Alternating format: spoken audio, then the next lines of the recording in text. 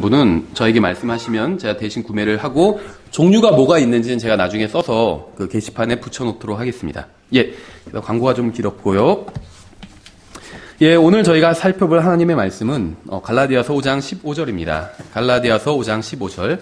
이 구절 하나를 저희가 강해하는 것은 아니고요. 이제 다른 구절들도 이제 이와 비슷한 말씀을 하고 있는 여러 가지 말씀들을 한번 저희가 살펴보도록 하겠습니다. 갈라디아서 5장 15절.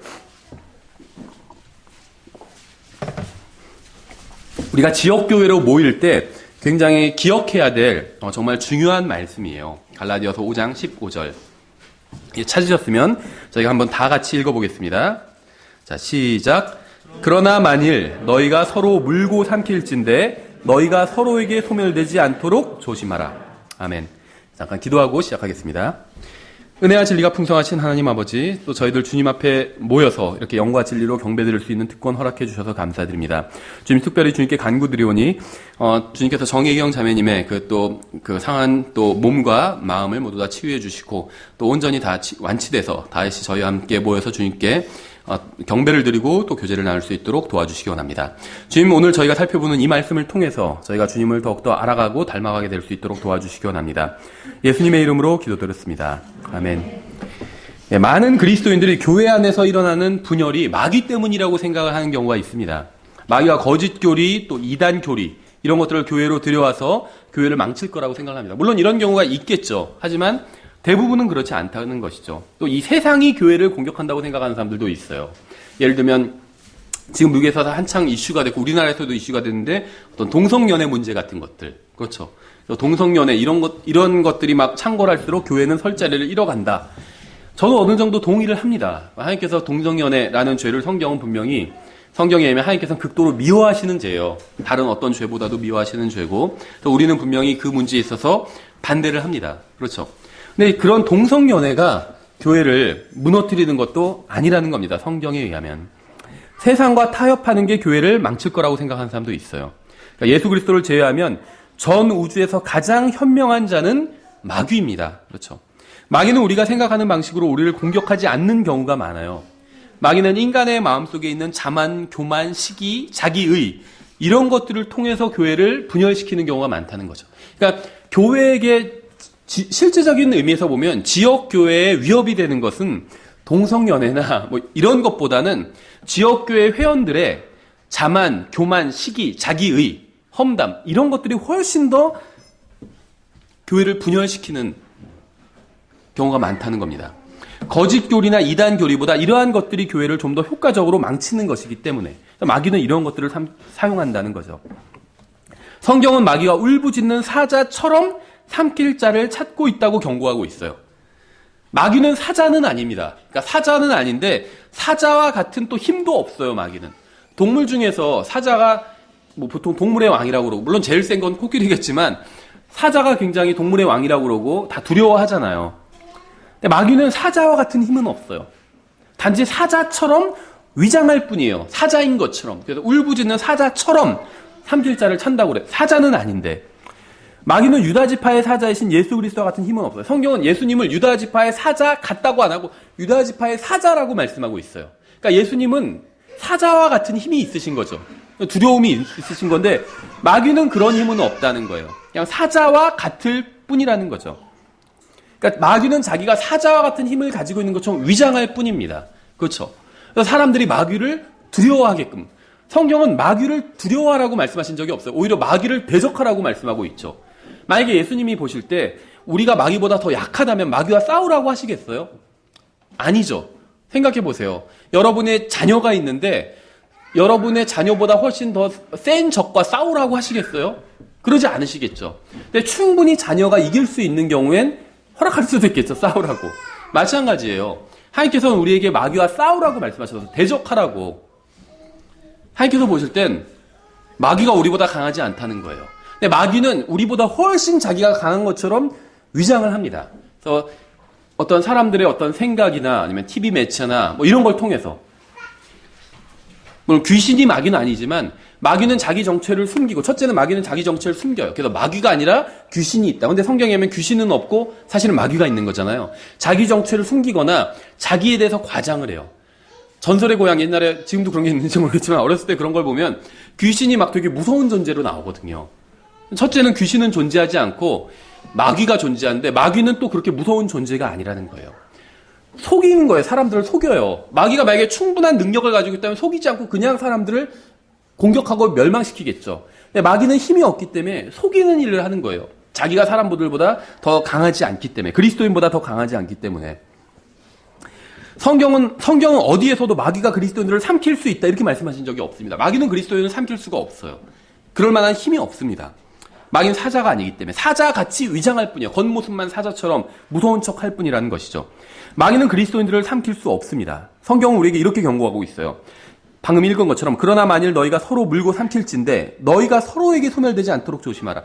마귀가 우리를 삼키는 게 아니라 우리가 서로 삼킨다고 말씀하고 있는 거예요. 그러니까 그리스도인을 누군가 삼켜서 그리스도인이 망하게 되는데 구원을 잃어버린다는 이야기가 아니라 교회가 쪼개지고 신앙을 떠나버리고 어떤 킹제임 성경 믿는 교회로 옮기는 분들, 그런 분들은 저는 어떻게 보면 막지 않습니다. 다른 킹제임 성경 믿는 교회로 충분히 옮길 수가 있어요. 그렇죠? 사정이 있으면. 근데 그런 게 아니라 아예 이단으로 가버리든지 아니면 아예 교회를 완전히 떠난 분도 있어요. 신앙은 멸망한 거죠, 그 사람이. 죽어서 지옥에 가는 건 아니지만. 그런데 그렇게 다른 사람의 신앙을 멸망시키는 게 마귀가 아니라 서로래요, 서로. 지역교회에 있는 성도들이래요. 그래서 너희가 서로 물고 삼킬진데, 마귀가 서로 물고가 아니라 너희가 서로 물고 삼킬진데 너희가 서로에게 소멸되지 않도록 조심하라. 이렇게 말씀하고 있죠. 구원받은 사람들의 결혼을 망치는 건 마귀가 아닙니다. 육신적인 남편과 육신적인 아내가 결혼을 망치는 거예요. 마귀가 망친 게 아니에요. 교회를 망치는 것은 마귀가 아니에요. 육신적인 교회 회원들이 교회를 망칩니다. 육신적인 형제와 육신적인 자매와 육신적인 집사와 육신적인 목사가 교회를 망치는 겁니다. 부모 자식 관계를 망치는 건 마귀가 아니에요. 경건하지 못한 부모와 반항적인 자녀가 관계를 망치는 겁니다. 교회든 가정이든 망가진 관계의 원인은 마귀에게 있지 않습니다. 대부분은. 망가진 관계의 원인은 하나님의 말씀을 따르지 않는 육신적인 사람들, 즉 우리 자신에게 있는 것이에요. 아마 전 우주에서 마귀처럼 억울한 존재도 없을 겁니다. 자신이 하지 않은 일에 대해서 사람들이 거짓 고소를 하고 있죠. 마귀가 우리를 거짓 고소하는 게 아니라 우리가 마귀를 거짓 고소하고 있어요. 이건 마귀가 하는 거구나 막 이렇게 생각하고 자기가 예를 들면 뭔가 잘 안 되면 사실은 자기가 육신적으로 했기 때문에 잘 안 된 것인데 하나님의 말씀을 따르지 않았기 때문에 잘 안 된 것인데 그건 생각하지 않고 이건 마귀가 이렇게 하는 걸 거야 이렇게 생각하는 경우가 많다는 거죠. 그러니까 마귀가 어떻게 보면 성경을 보면 원래 마귀가 성도들을 고소하는데 실제적으로는 성도들이 마귀를 고소하는 경우가 훨씬 더 많다는 거죠. 거짓으로. 마귀가 한 일이라고 우리가 생각하는 대부분의 일들은 사실 거울을 보면 나타나는 바로 그 존재가 한 일이에요. 누굴까요? 나 자신이에요, 나 자신. 여러분의 최대의 원수는 마귀가 아니라 거울을 보면 바로 즉시 나타나는 그 존재예요. 여러분의 육신. 저는 마귀가 저를 어떻게 공격할지에 대해서 전혀 걱정하지 않습니다. 왜냐하면 저는 하나님의 손 안에 있기 때문에. 저는 주님의 뼈 중에 뼈고 살 중에 살이에요. 저는 그리스도 안에 있고 그리스도의 몸 안에 속해 있습니다. 하늘에 계신 저희 아버지의 허락 없이는 마귀는 저에게 손가락 하나 댈 수가 없어요. 마귀가 욥을 치려고 할 때도 하나님의 허락을 구했어요. 그렇죠. 하나님께서는 처음과 끝을 알고 계신 분이고 모든 것을 주관하시고 회복시키실 수 있는 분이기 때문에 마귀에게 허락을 해준 겁니다. 그렇죠. 우리가 욥기를 보면 그 내용이 자세히 나와 있잖아요. 정말 욥의 인내와 주님의 결말을 우리가 욥기를 통해서 볼 수가 있죠. 그래서 저는 마귀를 두려워할 필요가 없다는 겁니다. 저에게 마귀가 무슨 짓을 할까 염려하지도 않습니다. 다 하나님의 손 안에 있어요, 그거는. 저는 마귀에 대해 걱정하지 않습니다. 제가 걱정하는 저의 원수는 거울을 볼 때마다 나타나는 한심한 인간이에요. 그게 바로 저의 원수입니다. 여러분도 거울을 보시면 여러분의 원수가 누군지 바로 확인할 수 있어요. 우리의 원수는 바로 우리의 육신입니다. 우리의 육신. 사탄이 어떻게 교회를 공격하는지 아세요? 마귀는 성도들 사이에 아주 작은 틈을 사용합니다. 그 틈을 후벼 파서 점점 더 크게 만들어요.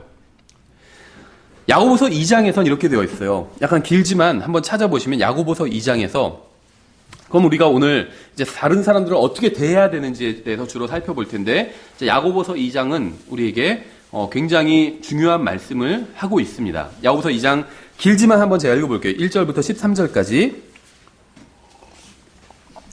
내 형제들아 영광의 주 곧 우리 주 예수 그리스도의 믿음을 가지고서 사람들의 외모를 중시하지 말라.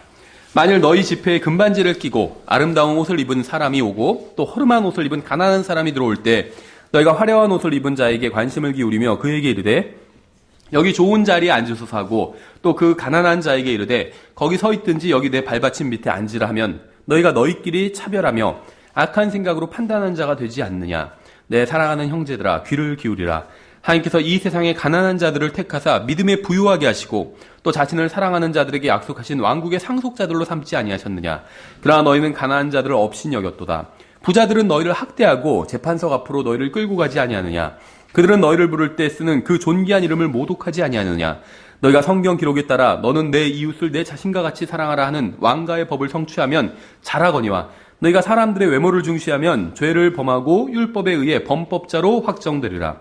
누구든지 온 율법을 지키다가 한 조목이라도 어기면 모든 것에서 유죄가 되나니 간음하지 말라 하신 분께서 또한 살인하지 말라 하셨은즉 이제 내가 비록 간음하지 아니하여도 살인하면 율법을 범한 자가 되느니라. 너희는 자유의 법에 의해 심판받을 자들처럼 말하고 행하라. 긍휼을 베풀지 않는 자는 긍휼 없는 심판을 받으리라. 긍휼은 심판을 이기고 기뻐하느니라. 오늘 우리가 공부할 말씀에 대해서 우리가 바른 자세를 가졌으면 좋겠습니다. 오늘 우리가 살펴보는 이 말씀은 바로 여러분 자신에 대한 말씀이에요. 그렇죠? 우리 이 말씀을 읽으면서 자신에 대해서 생각을 해야 됩니다. 이 말씀을 읽으면서 다른 사람에 대해서 생각하면 우리는 성경을 잘못 읽고 적용하고 있는 거예요. 아, 이 말씀은 지금 나에게 주시는 말씀이구나. 이렇게 생각해야 된다는 겁니다. 여러분이 구원받은 사랑받는 형제라면 이 말씀은 바로 이제 여러분에 대한 것이에요. 그렇죠. 사랑하는 형제들아 이렇게 시작하고 있잖아요. 저는 우리가 이 말씀을 가슴에 새기고 무엇을 주의해야 하는지 생각해 보았으면 합니다. 교회 생활에 있어서, 특히 다른 교회 내에서 형제 자매들과의 관계에 있어서.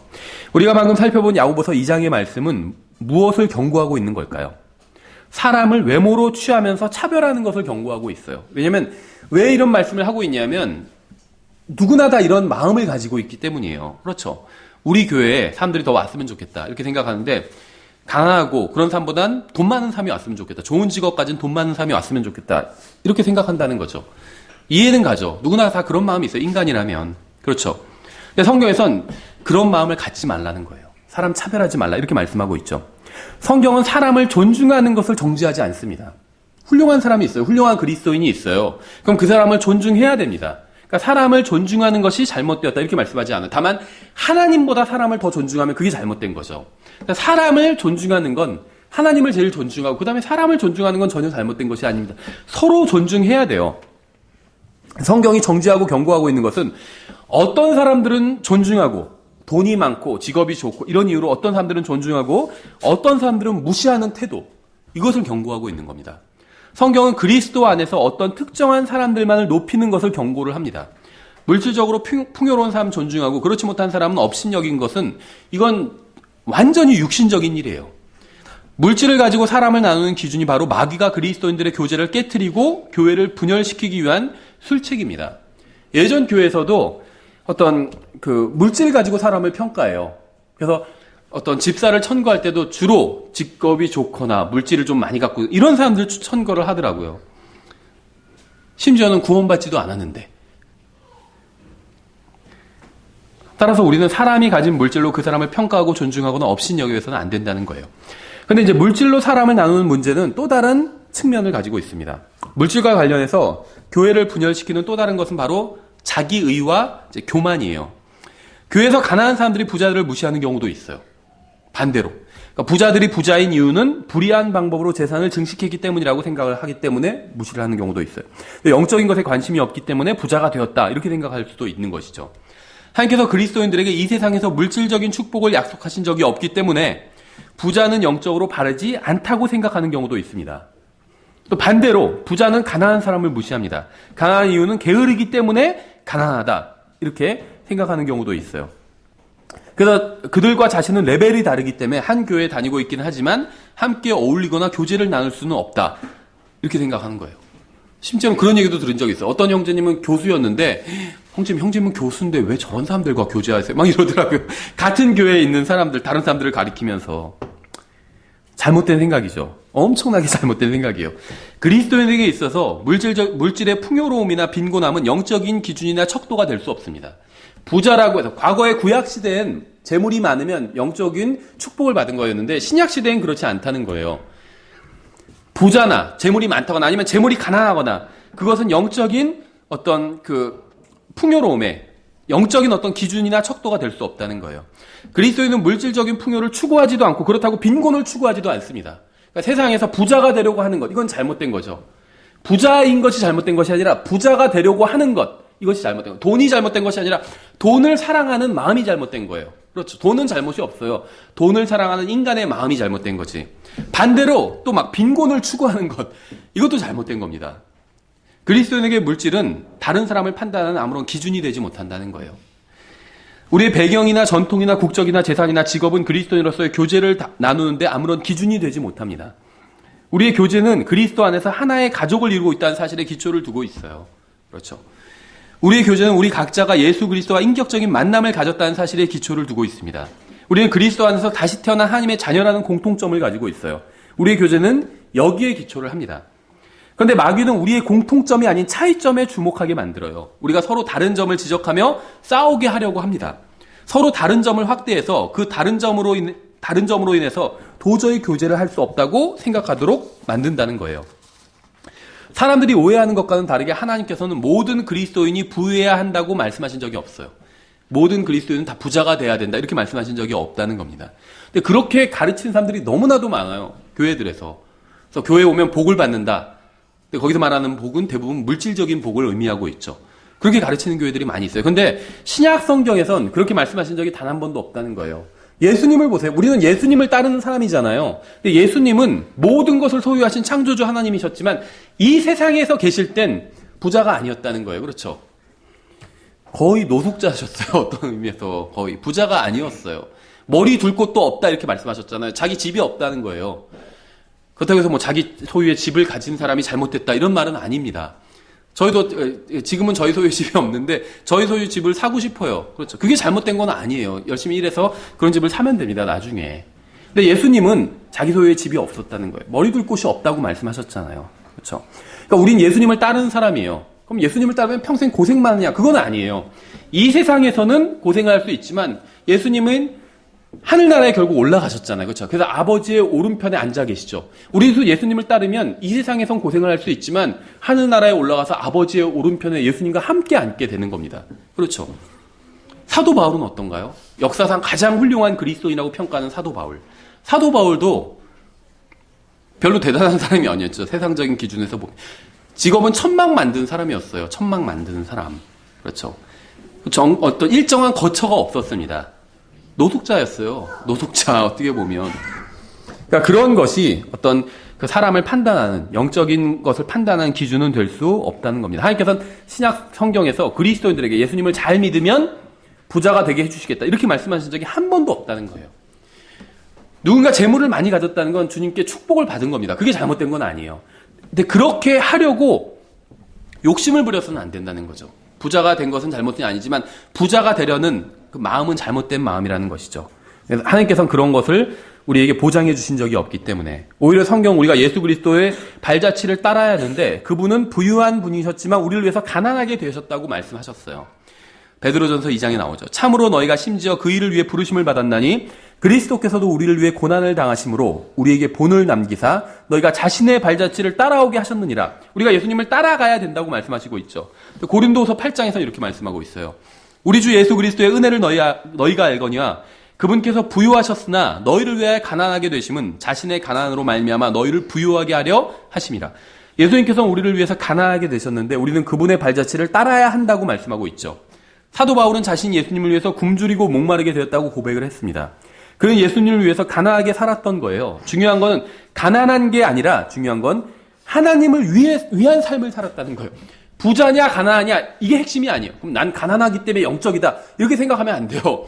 하나님을 위해서 살았다는 거예요. 사도 바울은. 예수님도 마찬가지고. 그게 중요한 겁니다. 부자고 가난하고 이건 중요하지 않아요. 하나님을 위해 사느냐 하나님을 위해서 살지 않느냐. 부자이면서도 하나님을 위해서 살 수 있고 가난하면서도 자기 자신만을 위해서 살 수 있어요. 반대도 있고. 그렇죠. 성경은 하나님께서 세상에 가난한 자들을 택하셔서 믿음에 부유하게 하셨다고 말씀하고 있어요. 부자는 절대 구원받을 수 없다. 이런 말을 하는 게 아닙니다. 성경엔 그런 말이 없습니다. 다만 하나님께서 일반적으로 선택하시는 사람은 세상에서 가난한 사람들이라는 거예요. 왜 그런지 아세요? 그래도 우리가 가난한 사람을 무시해서는 안 된다는 겁니다. 교회 내에서 마찬가지예요. 왜냐하면 하나님께서는 가난한 사람을 선택하셨기 때문에. 왜 하나님께서는 가난한 사람을 선택하셨는지 아세요? 사람들은 좋은 직장이 있고 몸이 건강하고 많은 재산을 가지고 있고 번영하는 한 하나님을 잘 찾지 않아요. 그렇죠? 대부분의 사람들은 이런 것을 잃고 나서야 돈, 건강, 명예 이런 걸 잃고 나서야 전능하신 하나님 앞에 나와 간구하기 시작합니다. 건강한 사람보다 병원 침대에 누워있는 사람이 더 간절한 기도를 할 겁니다. 먹을 게 넘쳐나는 사람보다 그날의 양식을 걱정하는 사람이 더 간절한 기도를 할 것입니다. 진수성찬을 차려놓는 부자보다 간신히 마련한 밥상 앞에 앉아있는 사람이 정말 더 간절한 기도를 할 겁니다. 너무나도 많은 경우에 하나님께서는 이 세상에서 가난한 사람들을 선택하셔서 믿음에 있어서는 부유하게 하셨다는 거예요. 먹을 것과 입을 것과 부동산을 풍성하게 소유한 사람들은 대부분 하나님을 필요로 하지 않아요. 다 그런 건 아니지만 제가 아는 사람 중엔 굉장히 부자인데도 하나님을 섬기려고 하는, 교회에서 봉사하고 이런 분도 있어요. 근데 많지 않다는 거죠. 그렇죠. 하나님을 간절하게 찾지 않는다는 거예요. 그런 사람들에게 복음을 전하면 하나님을 믿음으로 얻게 되는 유익이 무엇이냐고 묻는다는 거죠. 이미 풍성한 양식을 소유하고 있는데 하나님께로부터 일용할 양식을 받을 필요도 없다고 생각을 해요. 이미 많은 걸 가지고 있는데 하나님께서 받을 게 뭐가 있겠냐 이렇게 생각합니다. 이미 이 세상에서 좋은 저택을 가지고 있는데 하늘나라에서 저택을 자기가 마련할 필요가 뭐가 있겠냐 이렇게 생각한다는 거죠. 하지만 가난한 사람들은 의지할 게 하나님밖에 없기 때문에 주님께 매달리는 경우가 많다는 거예요. 이 세상에서는 가난한 게 저주일 수 있지만 그렇죠. 이왕이면 부자인 게 좋잖아요. 그렇죠. 부자인 게 잘못된 건 아니에요. 이왕이면 부자인 게 좋아요. 나는 왜 가난할까? 나 혹시 저주받은 게 아닌가? 이렇게 생각할 수도 있겠죠. 근데 좀 더 긴 안목을 가지고 본다면 오히려 축복일 수도 있어요. 왜냐하면 이 세상은 영원하지 않기 때문에. 영원하지 않은 분을 추구할 수 있는 좋은 환경에 있는 거예요. 그렇죠. 내가 가난하다면. 우리는 지금 이 세상, 이 상태로 영원히 살지 않을 것입니다. 100년이 지나면 이 세상에서 우리가 소유했던 것은 아무런 의미가 없어질 거예요. 생각해서 100년 후를 생각해 보세요. 무슨 집에 살았고 무슨 차를 탔고 이런 거는 아무런 의미가 없어진다는 거예요. 우리가 이 세상에서 이렇게 사는지도 어떻게 사는지도 물론 중요한 문제예요. 저는 그게 전혀 중요하지 않다 이런 얘기를 하는 건 아닙니다. 그렇죠. 좋은 직장을 잡고 이왕이면 좋은 집에서 살기 위해서 뭐 노력해야 되겠죠. 그게 잘못된 건 아니에요. 그런 노력한 삶을 막 정지하면 안 됩니다. 그렇죠. 왜 더 좋은 집으로 이사 갔어요? 막 이러면서 정지하면 안 돼. 축하해줘야지. 그건 잘못된 게 아닙니다. 또 중요한 문제예요. 하지만 그것은 정말 가장 중요한 문제는 아닙니다. 중요한 문제지만 가장 중요한 문제는 아니라는 거예요. 그거보다 비교할 수 없을 정도로 훨씬 더 중요한 문제가 있어요. 이 세상에서 아무리 잘 먹고 잘 산다 할지라도 죽어서 지옥에 간다면 아무런 소용이 없기 때문에 이 세상에서 아무리 원하는 것을 다 이뤘다 할지라도 그리스도의 심판석에서 주님께 아무런 칭찬을 듣지 못하고 상급도 받지 못한다면 그건 완전히 낭비해버린 인생이기 때문에 아무리 이 세상에서 성공을 거두고 사업을 막 대박을 치고 좋은 직장과 좋은 집, 많은 것들을 이뤘다 할지라도 그리스도의 심판석에서 주님께 단 하나의 칭찬도 듣지 못하고 단 하나의 상급도 받지 못한다면 완전히 낭비해버린 인생이라는 거예요. 삶과 죽음, 하늘나라와 지옥, 구원받은가 구원받지 못함, 가치 있는 인생과 그렇지 못한 인생을 나누는 기준이 무엇일까요? 소유한 재산이나 물질이 아니라는 거예요. 그것도 중요해요. 근데 그게 가장 중요한 것을 나누는 기준, 가치 있는 인생과 하나님께서 보실 때 가치 있는 인생과 그래 너는 그리스도의 심판석에서 너는 잘 살았구나. 정말 그리스도의 대사로서 아주 잘 살았구나. 이렇게 평가해 주실 가치 있는 인생과 너는 왜 시간 낭비만 하다가 왔니? 이렇게 하나님께서 할 무가치한 인생을 살 사람. 그 둘을 나누는 기준이 뭘까요? 재산이나 물질이 아니라는 거예요. 그렇죠? 그것을 나누는 기준은 바로 하나님의 말씀을 믿는 믿음에 있습니다. 여러분은 구원받은 부유한 사람인가요? 아니면 구원받은 가난한 사람인가요? 여러분은 다른 사람을 재산으로 판단하시나요? 아니면 믿음으로 판단하시나요? 우리의 교제는 우리가 소유한 재산이 아닌 주 예수 그리스도를 믿는 믿음에 근거해야 됩니다. 사실은 어떻게 보면 이 말씀은 보통 다른 성도분들보다는 형제 자매님들보다는 사역자들에게 해당되는 경우가 많아요. 솔직히 누가 만나자고 그러면 돈 많은 사람이 만나자고 그러면 이왕이면 약속을 막 잡아요. 그렇죠. 식사하자고 그러면 그럼 뭔가 맛있는 거 사주겠지 하고 가난한 사람이 만나자고 그러면 이거 어쩔 땐 정말 상대방이 돈 없으면 제가 이제 낼 때도 있거든요. 내가 또 내야 되겠구나 이렇게 할 때도 있고 그렇죠. 이왕이면 돈 많은 사람이랑 만나고 싶고, 많아요. 그런 사람. 막 뭘 기대하고, 뭘 또 주지 않을까, 나한테. 그러니까 사실은 사역자들이 정말 명심하고 계속해서 읽어야 될 말씀이에요. 그렇죠. 믿음으로 판단을 해야 되는데, 그 사람의 믿음으로. 그렇죠. 저도 그런 경우가 있어요. 인간인지라, 어떤 형제님이 계속 만나자고 하는데 사실 그 형제님이 누군지도 모르는 사람이 만나자고 하는 거예요. 교제를 꼭 나누고 싶다고. 너무 귀찮았어요. 우리 교회 다니는 분도 아니고, 잘 모르는 분이고. 근데 만났어요. 그냥 하도 만나자고 조르는데 안 만날 수가 없잖아요. 근데 좋은 식당에 데려가는 거예요. 근데 뭐 고기를 사주겠다. 근데 처음부터 막 내가 잘 알지도 못하는 사람인데 무슨 고기를 사달라고 할 수도 없고 그냥 아주 거기서 제일 저렴한 걸 먹었어요. 일부러. 그 나오는데 어디까지 태워주겠다고 하는데 차가 막 너무 좋은 차예요. 그러니까 그 형제님에 대한 관점이 변화되더라고요. 막, 이 형제님 좋은 사람이구나 이렇게 생각이 되고. 그건 저의 육신이 그렇게 판단한 거죠. 그렇죠. 근데 이제 물론 교제를 나눠보니까 믿음도 있고 훌륭한 형제님이더라고요. 같이 기도하자고 그러고 막 그러시더라고요.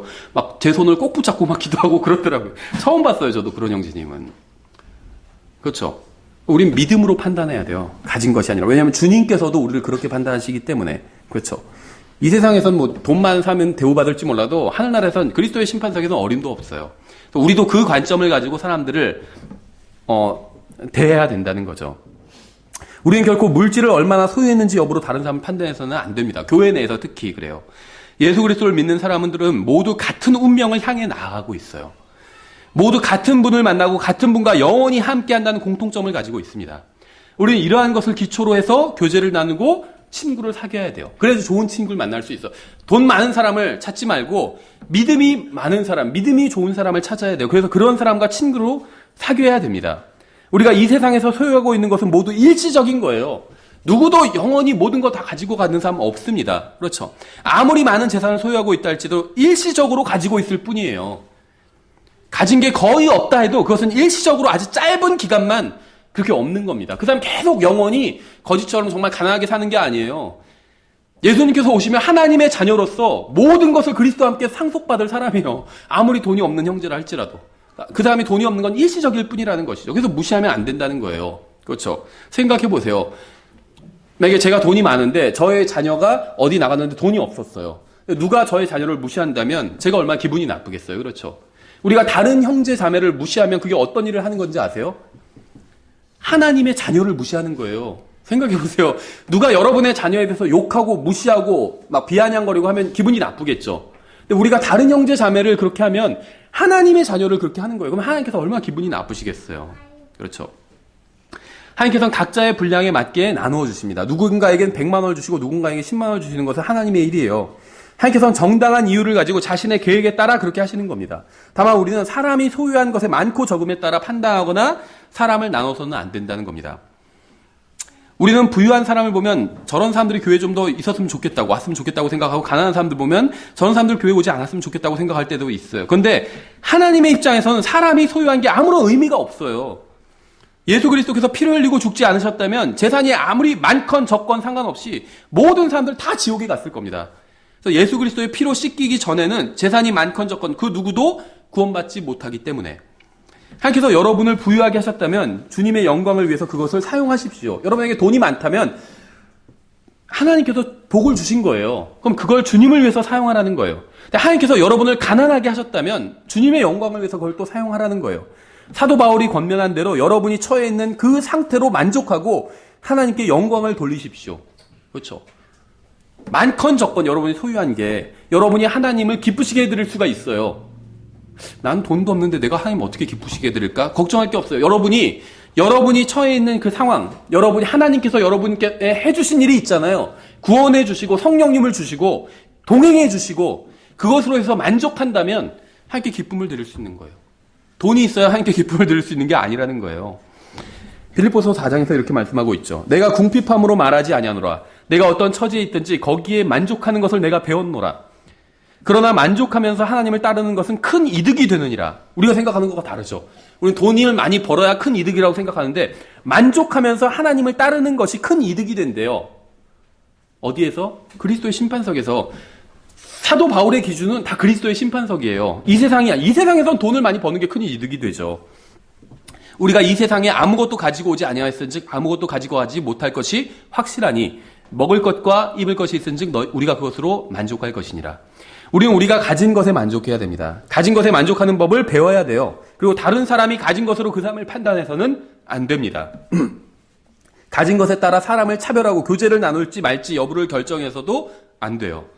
그리스도인의 교제는 언제나 예수 그리스도 안에 있는 믿음의 여부에 따라 결정되어야 합니다. 다른 사람의 재산을 가지고 그 사람을 판단하는 것은 어리석은 일이에요. 하나님께서 미워하시는 일이고, 다른 사람의 재산에 대해서 판단하는 것 어리석은 일입니다. 그 사람이 어떠한 방식으로 재산을 늘렸는지는 우리와 관계가 전혀 없어요. 아, 저 사람 어떻게 부자가 됐지? 부정직하게 해서 저렇게 부자가 된 거 아닌가? 이런 거 따질 필요가 없다는 거. 그건 우리의 일이 아니에요. 그렇죠? 그리스도인의 교제와도 아무런 관련이 없습니다. 우리의 눈은 언제나 다른 사람의 소유물이나 재산이 아닌 예수 그리스도께로 고정되어 있어야 돼. 그 사람 안에 계신 예수 그리스도, 이걸 볼 수 있어야 됩니다. 그래야 우리는 성경에서 말씀하시는 그리스도인다운 교제를 나눌 수 있게 되는 것입니다. 그리스도인들 사이에 분열을 일으키는 또 다른 틈이 있어요. 야고보서 2장 8절 이렇게 말씀하고 있습니다. 너희가 성경 기록에 따라 너는 내 이웃을 내 자신과 같이 사랑하라 하는 왕가의 법을 성취하면 잘하거니와 너희가 사람들의 외모를 중시하면 죄를 범하고 율법에 의해 범법자로 확정되리라. 누구든지 온 율법을 지키다가 한 조목이라도 어기면 모든 것에서 유죄가 되나니. 가정을 분열시키고 교회를 분열시키고 형제 자매들을 분열시키는 게 무엇인지 아세요? 자신의 죄에는 관대하면서 다른 사람의 죄는 조금도 용납하지 못하는 마음입니다. 담배를 피우는 남편이 술을 마시는 아내를 정죄해요. 술을 마시는 부모가 락 음악을 듣는 자녀를 정죄합니다. 죄를 짓는 남편이 죄를 짓는 아내를 정죄하고, 죄를 짓는 아내가 죄를 짓는 자녀들을 정죄하고, 죄를 짓는 성도가 죄를 짓는 목사를 정죄합니다. 서로가 서로를 판단하고 정죄하기 때문에 가정에 균열이 생기고 교회가 분열되고 형제자매가 교제가 끊기는 거예요. 교회가 분열되는 이유는 자신만이 의롭다고 생각하는 형제나 자매가 있기 때문입니다. 자신만이 거룩하다고 생각하는 형제나 자매가 있기 때문이에요. 자신만이 의롭고 거룩하기 때문에 자신이 원하는 모든 일은 정당한 것이고 자신이 하지 않는 모든 일은 부당한 것이라고 생각하기 때문에 교회가 분열되는 겁니다.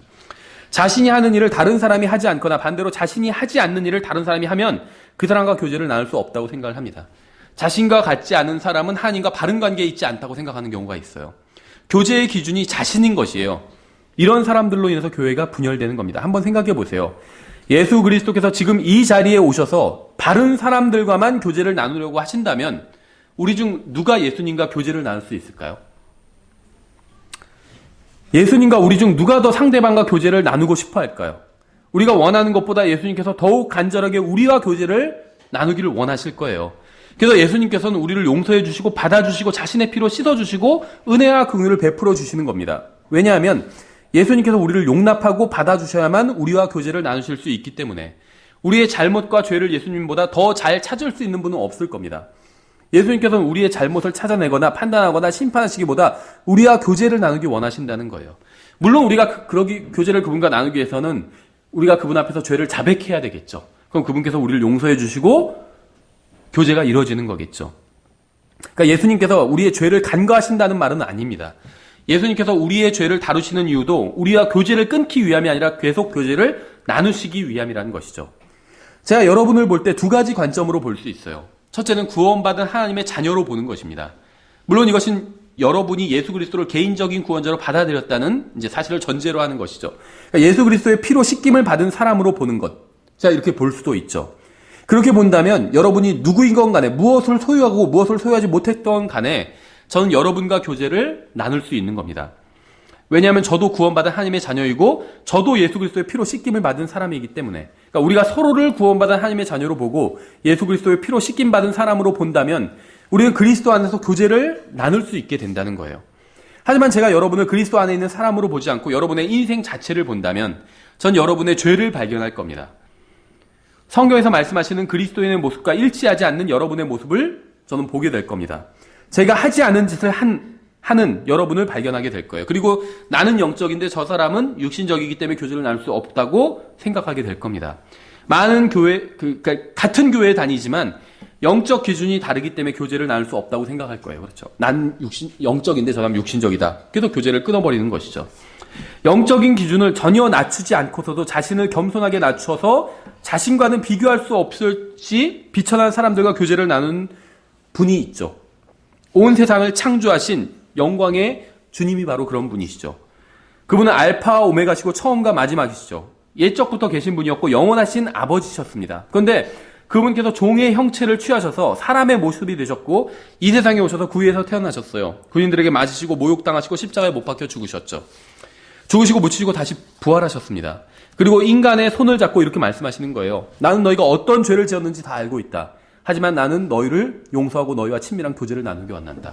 회개하라는 거죠. 그러니까 회개하면 용서하고 교제를 나누시겠다는 거예요. 예수님께서는 우리와 교제를 나누기 위해서 우리를 용서해 주셨습니다. 우리도 다른 형제들을 바라볼 때 예수님께서 보셨던 이런 관점으로 바라봐야 된다는 거예요. 그렇죠? 죄를 용납하라는 것이 아니라 그 다음에 회개한다면 우리는 누구라도 그 사람과 하나님 앞에서 회개한 사람이라면 교제를 나눌 수 있다는 거죠. 형제들을 고소하는 자는 예수님과는 다른 관점으로 봅니다. 예수님께서 우리를 보시는 관점과 마귀가 우리를 보는 관점이 완전히 다르다는 거죠. 마귀는 사악하고 더러운 죄들에 찌들었고 처음부터 살인자였고 거짓말쟁이였죠. 그는 할 수만 있다면 전 인류를 파멸시키려고 하는 끔찍한 자입니다. 이 세상에 마귀보다 더 큰 죄를 지은 사람은 없습니다. 그런데 마귀는 인간을 정죄하고 고소하려고 합니다. 생각해 보세요. 의로우신 분인 예수 그리스도께서 우리의 죄를 지적하시고 불의한 마귀가 죄에 대한 용서를 구해야 되겠죠. 예수님은 완벽하게 의로우시고 마귀는 죄를 많이 졌어요. 그럼 예수님이 의로우시기 때문에 정죄를 하시고 마귀가 죄가 많기 때문에 용서를 구하고 이렇게 돼야 되겠죠. 그런데 하나님의 말씀인 성경에 의하면 정반대의 일이 일어났어요. 성경은 예수님께서는 우리의 죄를 용서해 주시려고 하고 마귀는 우리를 고소하고 정죄하려고 한다고 말씀하고 있어요. 그러니까 마귀가 굉장히 어리석은 거예요. 생각해 보세요. 마귀는 우리보다 훨씬 더 큰 죄를 지었어요. 그렇죠. 우린 마귀보다 더 작은 죄를 지었습니다. 근데 마귀가 우리를 고소하고 정죄해요. 이건 굉장히 어리석은 거예요. 오히려 하나님께 용서를 구해야 돼요. 마귀가. 하나님 저 사람들 용서해 주십시오. 그래야 자기도 용서를 받을 수 있잖아요. 그렇죠. 나보다 50 정도 죄를 지은 사람이 용서를 받으면 100 정도 죄를 지은 사람도 용서를 받을 가능성이 조금이라도 열리죠. 근데 50 정도 죄를 지은 사람이 용서를 받지 못한다면 100 정도 죄를 지은 사람은 전혀 용서를 받을 수 없는 거잖아요. 그러니까 마귀가 굉장히 어리석은 거예요. 지혜가 없는 거예요. 지식은 있는지 몰라도 지혜는 없는 거예요. 어떤 의미에 있어서는. 그렇죠. 마귀는 우리를 하나님 앞으로 끌고 와서 우리가 어떤 죄를 지었는지 열거하면서 우리를 정죄합니다. 우리가 지은 죄를 거론하면서 하나님께서 우리와 교제를 나누신 것은 합당치 않다고 주장을 합니다. 우리가 한 말과 한 행위와 간 곳과 마음속으로 생각한 것들을 열거하면서 주님께서 우리와 교제를 나누시는 것은 합당치 않다고 주장하는 거예요.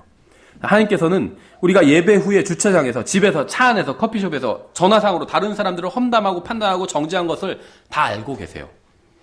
저는 어떤 의미에서는 예수님께서 참 의아해 하실 거라고 생각을 합니다. 왜냐하면 예수님께서는 자신을 믿는 사람들, 즉 우리들에게 자신의 거룩한 영인 성령님을 선물로 주셨어요. 그렇죠? 그런데 우리는 성령님을 소유한 사람처럼 말하고 행동하고 생각하지 않고 더러운 영인 마귀를 소유한 사람처럼 말하고 행동하고 생각할 때가 있다는 거예요. 그렇죠? 생각해 보세요. 예수님께서는 험담을 하지 않는 분이에요. 근데 우리는 험담한다는 것이죠. 그럼 험담은 누가 하는 걸까요? 욥기 1장 2장에 보면 마귀가 하는 거예요. 예수님께서는 험담하지 않으세요. 그렇죠? 근데 우리도 험담할 때가 있다는 거예요. 다른 사람에 대해서. 그것도 구원받지 않은 사람에 대해서 하는 게 아니라 보통 같은 교회 다니는 형제 자매에 대해서 험담을 하죠. 우리 교회 아직 작으니까 그런 일이 별로 없을지 몰라도 그 교회가 조금만 커지면 어느 교회나 다 그런 일이 생깁니다. 말로는 걱정해주면 척하면서 그 형제, 다른 형제 자매 욕하고 다닌다는 거예요. 마치 자기가 무슨 험담의 은사를 받은 것처럼. 성경에는 그런 은사가 없어요. 험담의 은사 이런 건 없어요. 다른 사람 잘못 지적하는 은사 이런 건 없습니다. 성경엔. 은사는 다 교회를 세워주기 위한 은사예요. 그렇죠. 그래서 교회를 파괴시키는 은사는 없다는 거죠. 그러니까 우리는 성령님을 받은 사람들이에요. 구원받았다면 성령님을 받은 사람들이에요. 내가 성령님께 반대되는, 성령님의 성품에 반대되는 일을 할 때 얼마나 성령님께서 괴로워하시겠어요.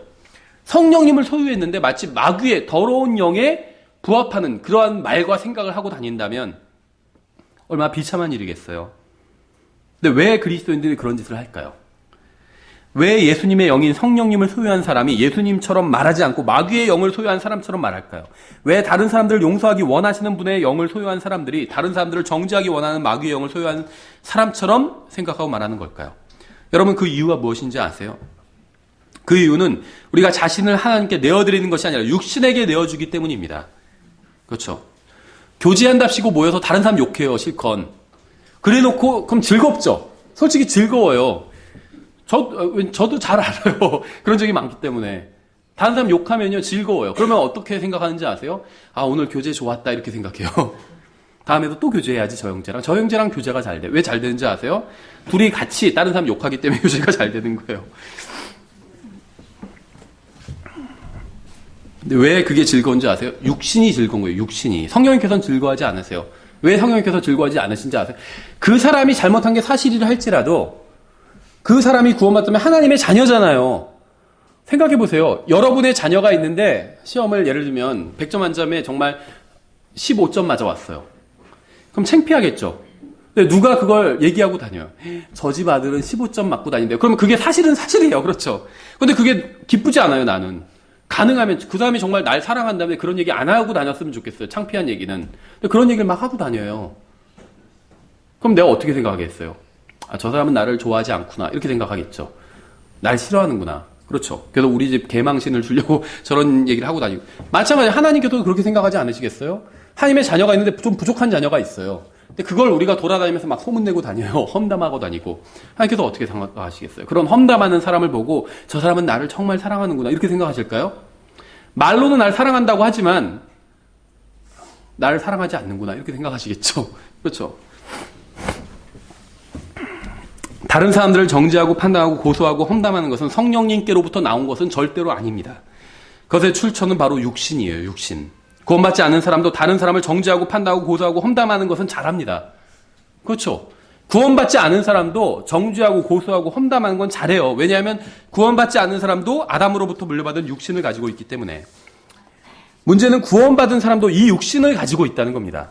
더 큰 문제는 구원받은 사람이 자신을 성령님께 내어드리는 게 아니라 육신에 내어준다는 거예요. 그래서 예수님께서 하시는 것처럼 다른 사람들을 대하지 못하고 마귀처럼 다른 사람들을 대하고 있는 겁니다. 그래서 다른 사람들을 그리스도의 사랑으로 받아주지 못하고 마귀처럼 정죄하고 고소하는 거예요. 형제들을 고소하는 자는 분명히 마귀죠. 또 내가 들으니 하늘에 큰 음성이 있어 이르되 이제 구원과 힘과 우리 하나님의 왕국과 그분의 그리스도의 권능이 임하였도다. 우리 형제들을 고소하는 자 곧 우리 하나님 앞에서 밤낮으로 그들을 고소하던 자가 쫓겨났도다. 고소하던 자는 마귀예요. 그렇죠. 그렇다면 형제들을 용서하고 은혜를 베풀고 자비를 베풀고 친절한 교제를 나누시기를 원하시는 분은 누구일까요? 형제들을 참아주고 용납해주고 받아주신 분은 누구일까요? 예수님이에요. 그렇죠. 그럼 우리가 어떻게 해야지 예수님처럼 하는 걸까요? 형제님들, 여러분과 결혼한 여자는 비록 구원받았다 할지라도 아직 예수 그리스도처럼 변화되지는 못했습니다. 그렇죠. 자님들도 마찬가지예요. 여러분과 결혼한 남자는 만약 그가 구원받았다면 휴거되어 변화받은 이후에야 완전한 사람이 될 것입니다. 여러분이 구원받은 사람과 결혼했다 할지라도 완전한 사람과 결혼한 것은 절대 아니라는 거예요. 여러분 나중에 그리스도의 심판석 이후에 완전하신 분과 결혼하게 될 겁니다. 여러분과 결혼을 하게 될 분은 바로 예수 그리스도예요. 여러분의 남편은 아무리 잘난 체를 해도 결코 완벽한 사람이 아니에요. 교회에서도 마찬가지예요. 여러분과 함께 모여있는 사람들은 절대 완벽한 사람들이 아니라는 겁니다. 구원받았지만 아직 완벽해지지는 않았어요. 여러분처럼. 그렇죠. 구원받았지만 아직 교회를 짓고 살고 있습니다. 여러분처럼. 따라서 우리는 교회와 가정에서 서로 이렇게 대해야 돼요. 12절에서 말씀하시는 것처럼. 너희는 자유의 법에 의해 심판받을 자들처럼 말하고 행동하라. 긍휼을 베풀지 않은 자는 긍휼 없는 심판을 받으리라. 긍휼은 심판을 이기고 기뻐하느니라. 이게 무슨 말씀인지 아세요? 이렇게 판단받는다는 거예요. 그리스도의 심판석에서. 그러니까 그리스도의 심판석에서 어떻게 판단받냐면 예수님께서 심판하시죠. 근데 예수님은 내가 너희를 판단할 때 심판할 때 내가 심판한 것이 아니라 말씀에 따라서 심판하신다고 그랬죠. 하나님의 말씀에 따라서 심판하신대요. 근데 하나님의 말씀은 어떻게 심판하시냐면 방법이 기록되어 있는 거예요. 긍휼 없는 심판을 내린 사람은 긍휼 없는 심판을 받는데요. 다른 사람들을 용서하고 이해해줬던 사람은 그 기준으로 내가 다른 사람을 대한 그 기준으로 나도 심판을 받는 거예요. 그러니까 여러분이 잘 생각해 보세요. 다른 형제 자매에 대해서 내가 생각했던 게 있죠. 그 기준대로 심판받게 되는 거예요. 그렇죠? 함부로 정죄하고 험담했으면 그 기준으로 심판받게 되는 거예요. 그렇죠? 아, 나는 성경적으로 저 형제를 판단했어. 그 기준으로 판단받는 거예요. 다른 형제를 내가 용서해줬다면 그 기준으로 또 판단을 받게 되는 거예요. 저는 우리 중 구원받고 나서 단 한 번도 죄를 지은 적이 없는 사람은 없다고 믿습니다. 우리는 구원받은 이후에도 자신의 죄에는 관대하면서 다른 사람의 죄에는 엄격한 잣대를 들이대요. 그렇죠? 내가 이런 죄를 짓는 건 어쩔 수 없었어. 그렇지만 저 형제는 어떻게 그럴 수가 있어? 이렇게 생각한다는 거죠. 똑같은 짓을 해놓고도. 우리는 자신을 제외한 다른 사람들은 완벽해야 된다고 생각해요. 저 형제는 어떻게 구원받은 사람이 저럴 수가 있어? 이런다는 거죠. 자기를 제외한 모든 그리스도인들을 완벽해요. 특히 우리 교회에 다니는 사람은 완벽해야 된다. 이렇게 생각한다는 거죠. 자신은 완벽한 남편이 아니면서 아내는 완벽해야 된다고 생각합니다. 자신은 완벽한 아내가 아니면서 남편은 완벽해야 된다고 생각합니다. 자신은 완벽한 자녀가 아니면서 부모는 완벽해야 된다고 생각해요. 자신은 완벽한 부모가 아니면서 자녀는 완벽해야 된다고 생각합니다. 그렇죠? 그래서 옛날에도 그런 부모님 있었잖아요. 자식들은 공부를 잘하긴 원하지만 자기 공부를 하기 원하지만 자기는 공부하고 싶어 하잖아요. 자기는 재밌는 드라마 보면서 야 너희들은 가서 공부해 막 이러죠. 그럼 자녀들이 공부하고 싶겠어요? 같이 재밌는 드라마 보고 싶지? 자기가 공부하면 자녀들도 따라서 공부하겠죠. 자신은 완벽한 성도가 아니면서 목사는 완벽해야 된다고 생각해요. 자신은 완벽한 목사가 아니면서 성도는 완벽해야 된다고 생각합니다. 그렇죠. 자기 교회 성도 욕하는 목사님 본 적이 있어요. 성도들이 막 너무 육신적으로 목사를 제대로 섬기질 못한다고 막 그러면서 성도 욕을 하더라고. 근데 그분이 연세가 저보다 훨씬 많으시기 때문에 제가 그냥 그 앞에서 가만히 있었는데 솔직히 속으로는 그런 생각 나더라고. 당신이 그렇게 가르쳤으니까 그렇게 성도들이 잘한 거지. 당신이 영적으로 잘 성도들을 가르쳤다면 성도들이 당신을 왜 잘 못 대해줬겠냐 이런 생각이 들더라고요. 그렇죠. 그 사람 잘못인 거예요. 그 교회 성도들에게 누가 성경을 가르쳤겠어요. 자기가 가르쳐놓고 자기 교회 성도들을 욕하면 누워서 침 뱉기지. 그렇죠. 자신이 완벽하지 않으면서 다른 사람을 완벽하기를 바랍니다. 근데 이건 옳지 않은 태도예요. 이건 위선자의 태도지 그리스도인의 태도가 아닙니다. 야고보서에 의하면 우리가 다른 사람을 판단한 그 기준대로 우리가 그리스도의 심판석에서 판단을 받게 됩니다. 여러분이 전혀 긍휼을 베풀지 않고 다른 형제를 판단했다면 여러분은 그리스도의 심판석에서 긍휼 없는 판단을 받게 될 거예요. 여러분이 긍휼을 가지고 다른 형제들을 대했다면 그리스도의 심판석에서 여러분은 긍휼이 넘치는 판단을 받게 될 겁니다. 이것이 바로 야고보서의 논리예요. 그렇다면 우리가 다른 사람들을 대할 때 어떤 원칙을 가지고 대해야 될까요? 사람들이 가장 잘못 인용하는 구절이 마태복음 7장에 있어요. 이 구절이에요. 7장 1절. 너희가 판단을 받지 아니하도록 판단하지 말라.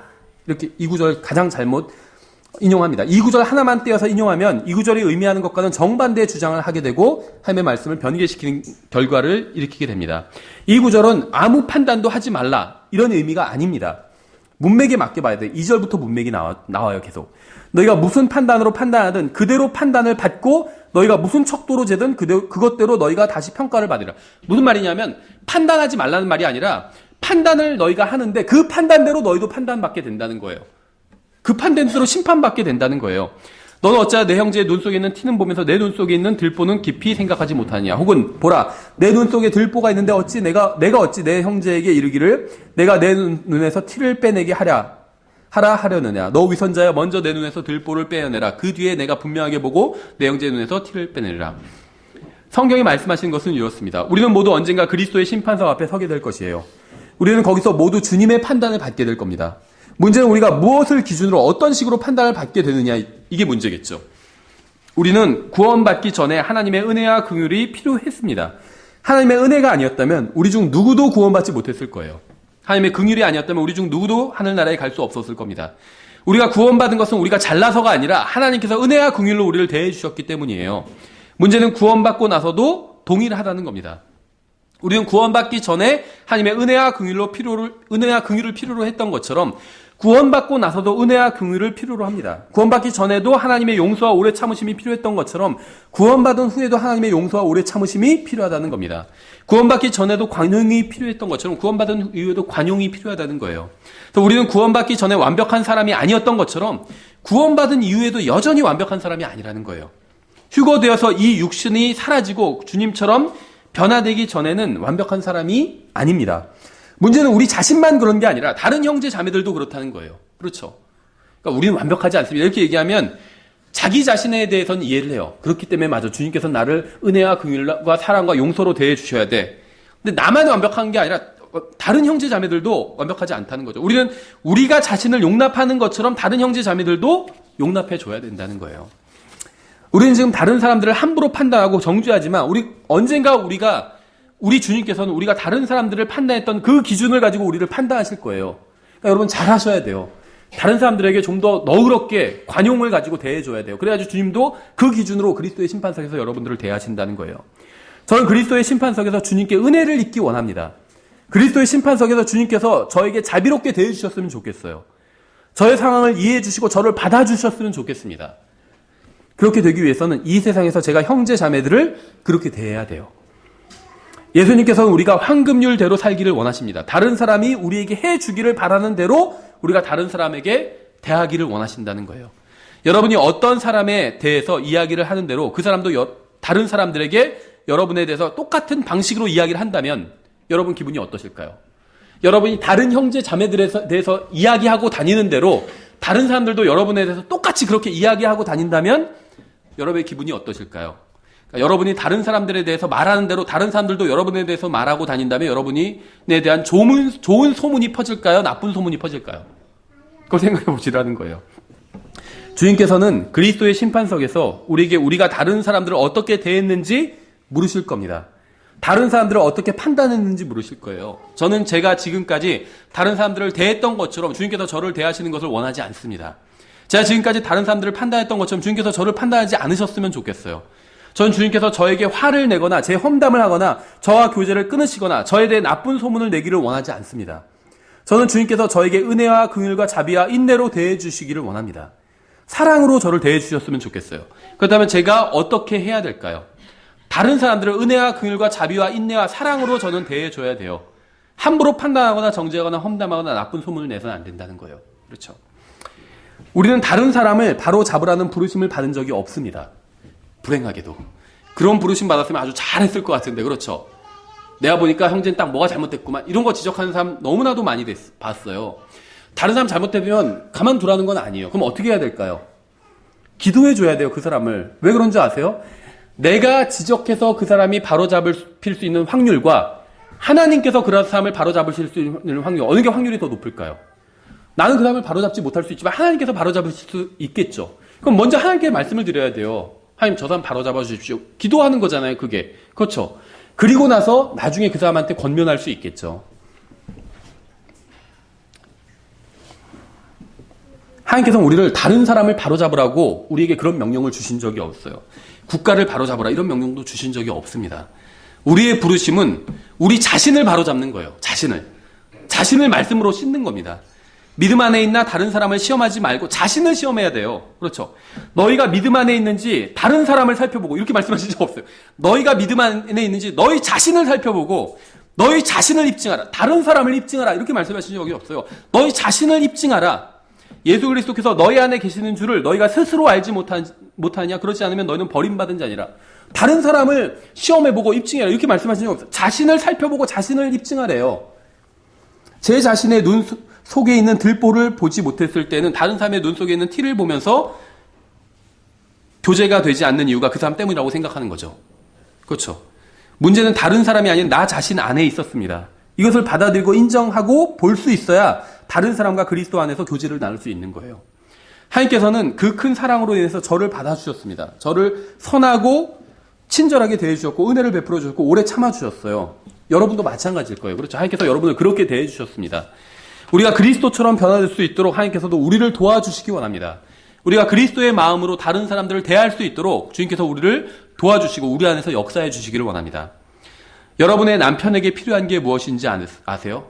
여러분에게 남편에게 필요한 것, 지적하는 것, 잘못을. 그게 아니에요. 인내와 관용과 사랑입니다. 그렇죠. 여러분의 남편이 훌륭한 사람이라는 얘기를 하는 게 아니에요. 형편없는 사람일 수도 있어요. 형편없는 사람이기 때문에 지적해 주는 게 필요한 게 아니라 인내와 관용과 사랑이 필요한 거예요. 여러분의 아내에게 필요한 게 무엇인지 아세요? 이해해주고 오래 참아주는 것이 필요합니다. 그렇죠. 여러분의 목사에게 필요한 게 무엇인지 아세요? 인내해주고 오래 참아주는 것이에요. 우리가 서로에게 무엇을 해줘야 되는지 아세요? 그리스도 안에서 서로 용서해주고 서로 사랑해주고 서로 기도해주고 서로 받아주는 것, 이게 필요합니다. 그리스도께서 우리를 용서해주시고 사랑해주시고 받아주셨던 것처럼. 그렇죠. 우리는 예수 그리스도 안에서 하나예요. 싫든 좋든 하나입니다. 하나의 그리스도의 몸을 이루고 있어요. 부자든 가난하든 성공했든 실패했든 좋은 집에 살건 나쁜 집에 살건 상관없이 우리는 모두 그리스도 예수님 안에서 하나예요. 예수 그리스도의 피가 우리를 하나로 묶었기 때문에 따라서 우리는 예수님과 동행하는 것처럼 우리끼리도 함께 걸어가야 돼요. 그렇죠. 난 저 형제 별로예요. 예수님과는 동행하고 싶고 교회에서 잘난 형제들과는 동행하고 싶으면 저 형제는 별로예요. 근데 저 형제가 같이 가지 않으면 예수님도 멈춰 서 계신 거예요. 왜냐하면 한 몸이기 때문에. 그렇죠? 모두 다 같이 가야 되는 거예요. 모두 다 같이. 사람들은 자신의 인생을 향한 하나님의 뜻이 무엇인지 알고 싶어 합니다. 우리를 향한 하나님의 뜻이 무엇인지 아는 건 어렵지 않아요. 하나님의 뜻은 우리가 혼과 힘과 생각과 마음과 힘을 다해서 하나님을 사랑하는 겁니다. 그렇죠? 이게 가장 큰 명령이라고 했어요. 그리고 우리 옆에 있는 형제 자매를 자신을 사랑하듯이 그리스도께서 나를 사랑해 주었듯이 그렇게 사랑해 주는 것. 이게 하나님의 뜻이에요. 만약 여러분이 이렇게 한다면 여러분은 언제나 하나님과 바른 관계에 있는 것이고 다른 사람과 그리스도인다운 교제를 나눌 수 있는 겁니다. 그렇죠? 다른 사람과 내가 교제를 나누지 못하는 첫 번째 이유는 내가 하나님과 바른 관계에 있지 않기 때문이에요. 내가 마음과 힘과 능력과 모든 것, 생각과 모든 것을 다 동원해서 하나님을 사랑하지 않기 때문에 다른 사람과 교제가 안 되는 거예요. 그렇죠? 다른 사람이 문제가 있어서가 아니라. 그렇죠? 예수님께서 우리와 어떻게 교제를 나누시겠어요? 예수님은 하나님과 아버지와 바른 관계에 있었어요. 그래서 우리와 교제를 나누실 수 있었던 거예요. 우리가 아무리 형편없다 할지라도 하나님과 바른 관계에 있기 때문에 우리도 이런 태도와 이런 마음을 가지고 있어야 된다는 겁니다. 이것이 영적 성숙이고 하나님께서 원하시는 교회의 모습이고 또 우리가 다른 사람들을 대하는, 다른 형제 자매를 대하는 판단 기준이 된다는 겁니다. 예, 기도하겠습니다. 하나님 아버지, 주님의 말씀으로 인해서 감사드립니다. 주님, 저희가 주님께서 저희를 대해 주시기를 원하는 그러한 태도로 저희가 다른 형제 자매들을 대할 수 있도록 주님 저희들을 변화시켜 주시기 원합니다. 저희가 소유하고 있는 그 거룩한 영처럼 저희도 그분처럼 다른 사람들을 대할 수 있도록 부족한 형제를 보면 지적하고 비판하고 험담하기보다 그 형제를 위해서 기도해주고 그 형제를 바로 세우기 위해서 도와줄 것이 없나 먼저 찾아보는 정말 그러한 주님의 마음을 가질 수 있도록 지금 저희들을 변화시켜 주시기 원합니다.